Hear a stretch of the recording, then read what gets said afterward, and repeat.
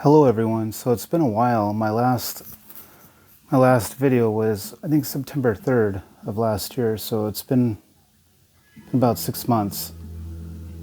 On September 9th, my very best friend passed away. So it was my third friend in about 15 months to die. And they were all very close to me, but this friend we were very close. We hung out with each other 5 days a week. And pretty much on top of that, every other Saturday we'd go to Venice Beach or Chinatown or somewhere with the intent to take pictures. So that was really crushing. He was old enough to be my father, but he's very youthful, and we were complete opposites. He was an atheist. Politically, we were different. We were just different in every way. But we had philosophy, psychology, and photography in common.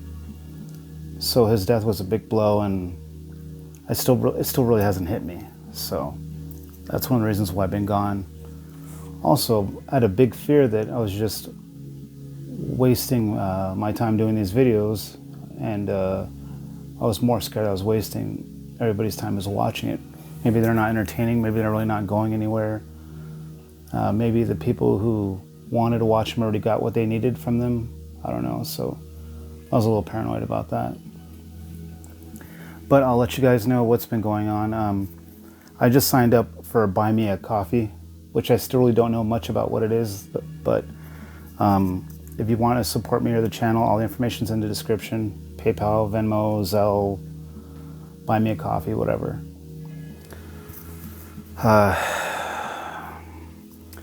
So one thing that I would always do is, on Mark's video on Soft White Underbelly, I always responded to the comments as soon as the video came out, because I wanted to let people know that they were heard, because I like knowing that I am heard.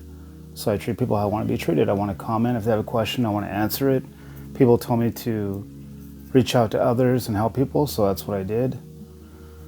After it was up for about 8 months, I realized I'd get about a comment a day.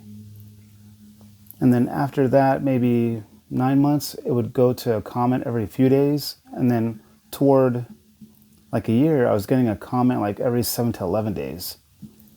So basically, I stopped looking at the comments for 2 weeks. This is over after it's been up for over a year, and I noticed there was just a ton of comments. So I responded to them all. And then maybe a few hours later, I checked to see if there's more comments, and there was. So I don't know if somebody put the video on a thread, or if Mark did some marketing to get people to look at his videos again, or what. But it seems like there's just been a big resurgence of that Soft White Belly video. So I've been responding to people's comments, and it's been cool. A lot of people have been saying some very nice things. One woman told me that she would like to marry me in the next life, which was very sweet and kind of flattering.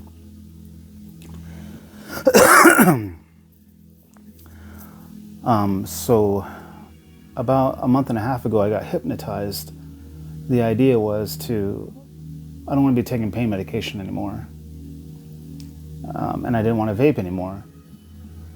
So the woman told me that she was confident that she could help me stop vaping. She said it's a done deal. She had a 100% success rate.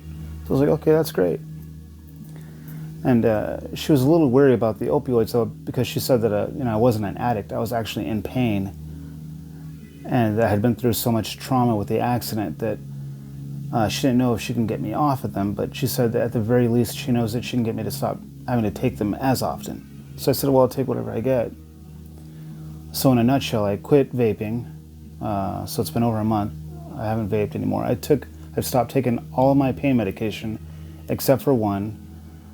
So there's a lot of progress. I've gotten a lot better. And I don't know if it just happened at the same time or if it was the actual hypnotizing, but I can see a light at the end of the tunnel now, to where I wasn't able to for a long time. I didn't like waking up. I kind of just wanted to sleep. I was extremely depressed. Now I can kind of see where things are going. I feel a little more positive. So the hypnotizing, it really did help. And maybe I won't be able to stop taking my last pain medication, or maybe I won't be able to stop taking it. But I'm going to keep trying. And if I don't, well, that's just the way it is. Hey, I'm doing better, and I got really mangled in the accident, and we'll just see where it goes. We'll take it one day at a time. And one of the reasons why one of the reasons why I was very depressed was because I don't want to be on SSI for the rest of my life. Right out of high school, basically I investigated embezzlement in companies. So I watched the employees make sure they weren't stealing. I did that for about a little less than 5 years. I really don't want to do that anymore. And it's not the same of how it was it doesn't work how it used to back in the day. Especially if you're managing others, like to catch shoplifters, there's a no-touch policy. People don't get prosecuted anymore. Well, they just changed that recently in California. So people are stealing under $950 because they know that nothing would happen. So in a nutshell, I don't want to do that anymore. I've arrested some people, and CPS came and took their kids away, and it's just very depressing. I saw a lot of horrible things. There was this one time I was watching this woman, and she was stealing and then putting it in her son's backpack. And I stopped her outside, and she slapped her son like it was his fault. The kid didn't even know what was going on. I experienced some emotions that day that really hadn't been defined yet. Like, I just saw a lot of sadness and a lot of depressing things. But that and seeing CPS take somebody's child away, no thanks. I don't want to be in that field anymore. And my dad told me something too, because I was really, really good at it. I was number 1 in my district. And he told me, that's great, but your day involves ruining someone's day. Whether they're right or wrong, and of course, they're wrong, but you're still ruining someone's day, and I don't want to do that. So from there, I started doing eBay and running eBay for companies, and that was great, and I still do eBay, but it's just not the same. You don't have to learn things anymore. Like, I had to learn about watches and cameras and other stuff that I learned as I went. I worked at an antique store. Now you can just take a picture of something and Google will tell you it is, and eBay will practically list it for you. So product A, let's say back in the day there was only 10 of them listed, it would go for, let's say, $50. Well, now there's 1,000 of those listed, so it goes for like $15 because there's just so many up. So, supply and demand, that sort of thing. And eBay is doing this thing where they are forcing their sellers to send offers. So nobody just buys out anything straightforward anymore. Basically what they do is they put it in their watch list because they want another lower offer than what you're giving them, even if you already have the item on sale. So eBay isn't working anymore, and that's what I've been doing since 2001. And then I was a wedding photographer, and I had 2 friends, Luis and Derek, who kind of helped me get my website together. Thank you guys so much.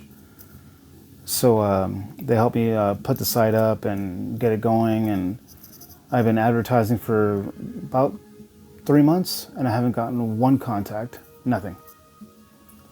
And that's including using Facebook, other areas, even using Craigslist. I'm just not getting any calls. And, smartphones are getting so good, people probably won't even need wedding photographers pretty soon. And AI is doing some amazing things to where you can take the crappiest photo in the world and just fix it. I have a friend who spent years perfecting Photoshop. He got really good at it so he could retouch photos and that sort of thing.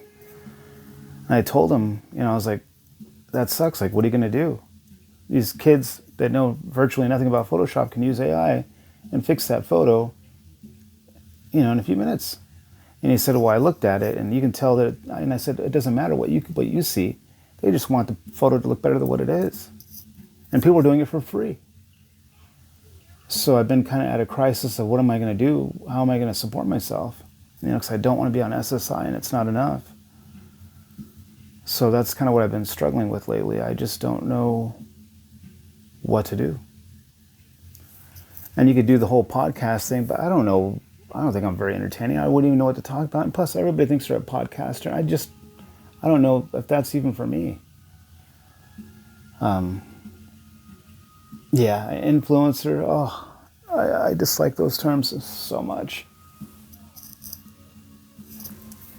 Naturally, I have no problem doing this. I like doing it. I like reaching out and, telling people what's going on and giving them advice or letting them know how I handled it, and then them responding and commenting and meeting people. I've met some really cool people. Lori, if you're watching, I miss you and I hope you're doing well. Yeah, I've just met some really, really cool people from Soft White Underbelly video. So basically that's where I'm at. Those are the things that I've kind of been struggling with. I've been trying to get some organization in my life,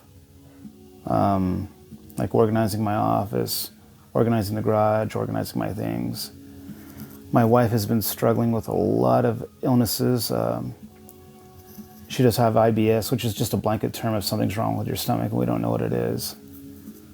We found out recently that she has been having seizures, so they give her a seizure medication. The kind of seizures she gets are the ones that you wouldn't know that she's having, because you could be talking to her and she's just having it. So this medication they gave her, it's actually kind of it's a beautiful thing, because she woke up the other day without a headache and she could focus. She doesn't have any brain fog and she's not as tired. And they think that she was exhausted all the time because she was having seizures throughout the day. But this medication is helping that. And so one day at a time, my wife is doing better. Thank God. So that's something else that I've been dealing with. So in 2 weeks will be my son's birthday. Julian would have been 12. It's a lot to take in. I remember whenever I'd go visit the pastor at my son's school, or go there for a get-together, I would see his class, see them in 3rd grade, see them in 4th grade, and then 5th grade, and they're all so big, and my son isn't there. It's something that's very difficult to deal with. And I wonder, would he be the same height as me? Would he be taller than me? How would he get along with his brother? My son's basically an only child. I mean, he has a sister, but she's much older, and they are pretty close, but, we only see her about once a week to every other week. And Julian was so happy and so excited to be a brother, but he didn't get to experience that much of it.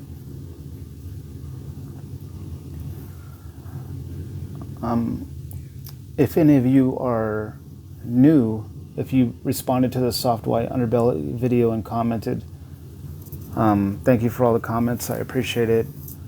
There's other of the older videos you can watch. It seemed like a lot of the people who had commented had lost a child or a husband or something like that. And yeah, grief sucks.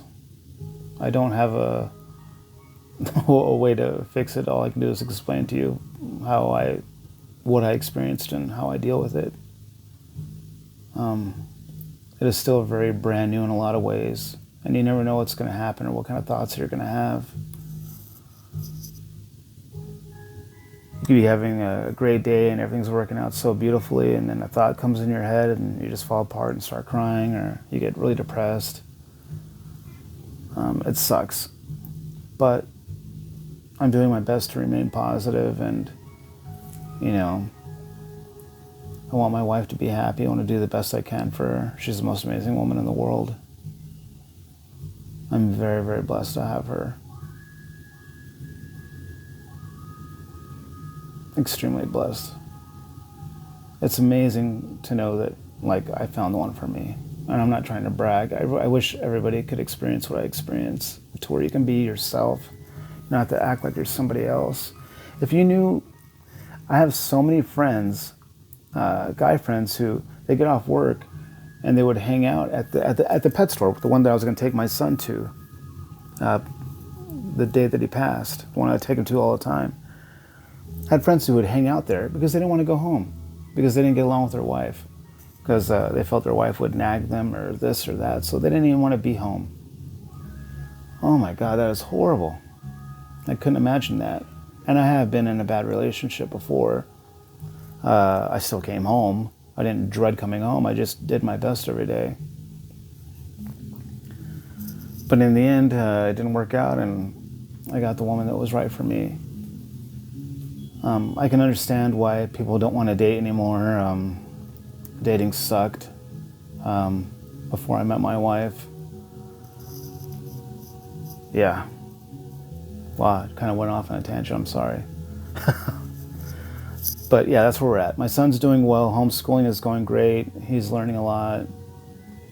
My mother has been having a lot of health issues related to diabetes. She's over here right now. And yeah, so that's where we're at.